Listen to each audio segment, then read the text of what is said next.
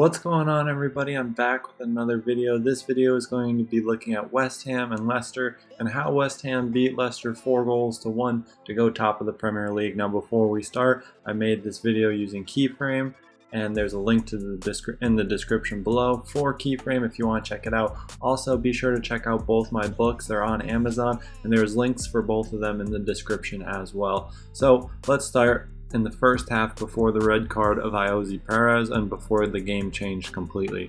So Leicester built with primarily two central defenders, and as we'll see how they used an asymmetric back four to create a three-man build-up. But for the first part of the game, they primarily went with two central defenders and a double pivot. So their build-up shape was a 2-4-2, going into midfield with their fullbacks creating width in the same line as the holding midfielders. And now what this would do was it would look to create 3v2s in wide areas against the West Ham press.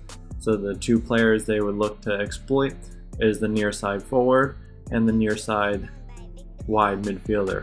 So with these players in these positions, and then either the holding midfielders of West Ham would be pinned by Leicester's two attacking midfielders or inverted winger and James Maddison. So Ayoze Perez is inverted here as the winger, and James Maddison is the number 10. So these two players in advanced areas would typically look to pin the two holding midfielders so they could isolate the wide midfielder and central forward to then create these 3v2s.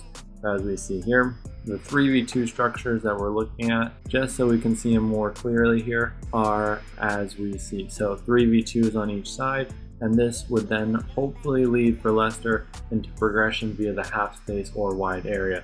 But this soon changed, as we'll see, and their structure and their build-up shape changed as the game went on. So now using an asymmetric fullback, so our left fullback becomes almost a left central defender here on this weak side. We still maintain our double pivot, which will have key movements in a second. But now we see the implication it has on James Maddison. Now whether the winger inverts or not also adjusts James Maddison's position quite a lot, but he typically favors moving into the left half space.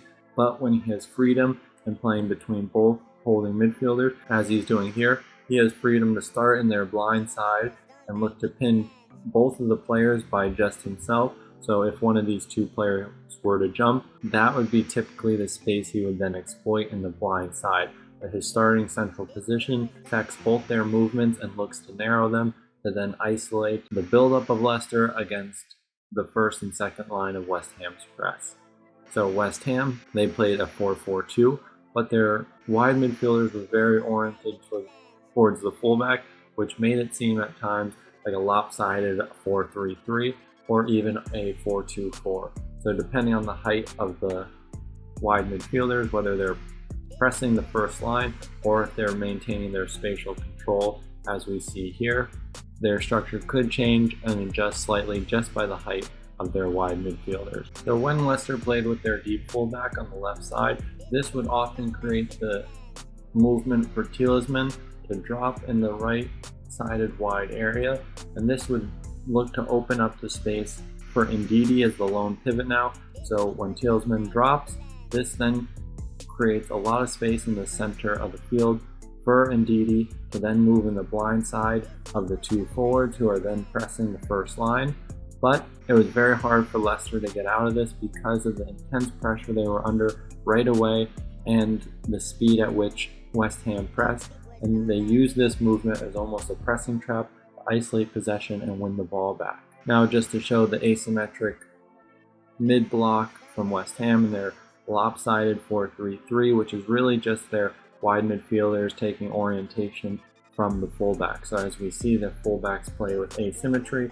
West Ham matched this with an asymmetric defensive shape. On the right-hand side, the wide midfielder goes higher up the field because of the deep positioning of the Leicester fullback. And on this left-hand side, the player holds his position, which then becomes a target for Leicester early in the game before the red card occurred, because with this overextended space, he couldn't gain access to both players, which made this a target for their buildup that they couldn't exploit. Now with West Ham in possession, they built also with a two central defender buildup with two holding midfielders, But as we know, Declan Rice likes to drop into the left half space alongside defenders to then attract the Leicester press, as he's doing here, to then play the third line pass or a deeper pass into the forward for then West Ham to work off of him. And the wingers would often invert in response to the wide area occupation of the fullbacks of West Ham. So after the red card of Ayoze Perez, West Ham maintained a more central build-up of their two central defenders and their double pivot. So these players primarily stayed centrally to then allow them to defensively transition and protect against the counterattack of Leicester a little bit more, because they were going to have more possession when this occurred. Leicester countered this with a 4-4-1 and maintaining their shape, with then playing as Jamie Vardy as the lone forward and James Maddison dropping in the wide area.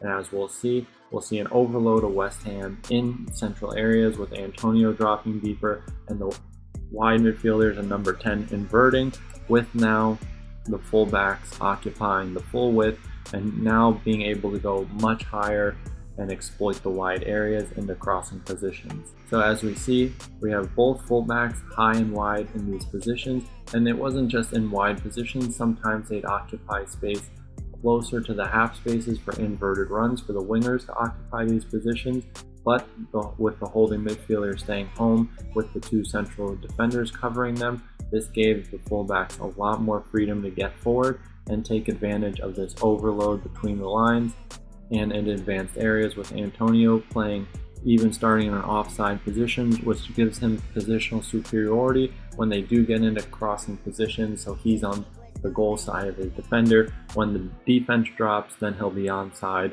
and in a goal scoring position. But this all was created from the fullbacks going higher up the field, and with the attacking midfielder and wingers occupying more advanced positions, which would narrow the Leicester City defense drastically. Now, when Leicester were in possession, their shape also changed. Around the 60th minute mark, when Daka came onto the field as a second forward, they switched to more of a 4-3-2, and this showed in possession as well as out of possession. But here in possession, we see an asymmetry to protect against a quick transition, and now their weak side fullback goes higher, and then we see a clear midfield three now, with Tielemans playing more as an 8 to get a more presence further forward, so they could then potentially get back into the game, and Jamie Vardy and Daka playing off the shoulder of each center backs, trying to make runs in behind from this deeper position because of West Ham's dangerous press and their dangerous attacking transition. So that's going to wrap up the analysis for today. I hope you guys enjoyed the video. Please like and subscribe to the channel, and I'll see you in the next one.